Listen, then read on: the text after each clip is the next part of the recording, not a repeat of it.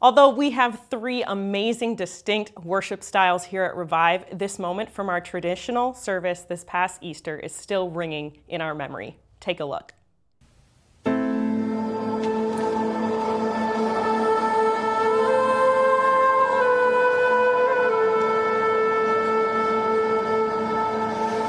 gates and doors are barred, and all the windows fastened down.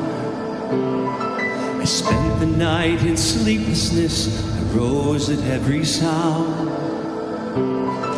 Half in hopeless sorrow, and half in fear the day would find the soldiers breaking through to drag us all away. And just before the sunrise, I heard something at the wall. The gate began to rattle, and a voice began to call. I hurried to the window and looked down into the street, expecting swords and torches and the sound of soldiers' feet.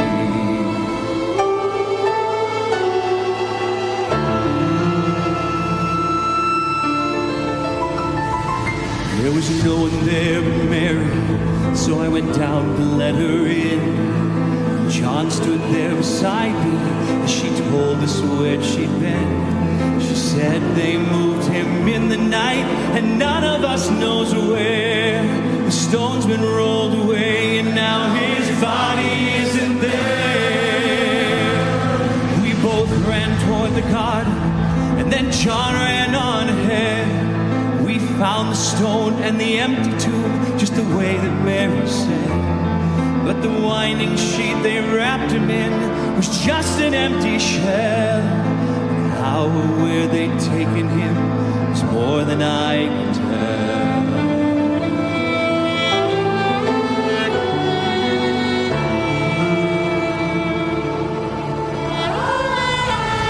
There's something strange that happened there, but just what I did not know. John believed a miracle, but I just turned to gold. Circumstance and speculation couldn't lift me very high, as I'd seen them crucify him, and I saw him.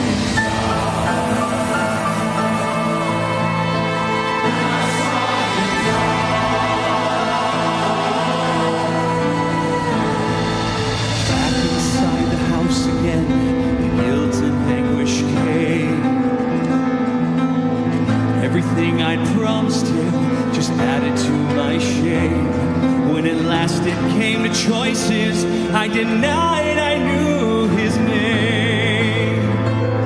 And even if he was alive, it wouldn't be the same. But suddenly the air was filled with strange and sweet perfume. Light that came from everywhere drove shadows from the room. Jesus stood before me with his arms held open wide. And I fell down on my knees and I just clung to him and cried.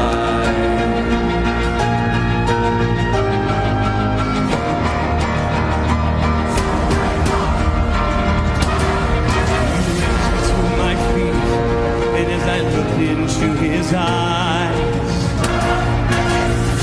shining out of him like sunlight from the skies. Guilt and my confusion disappeared in sweet relief.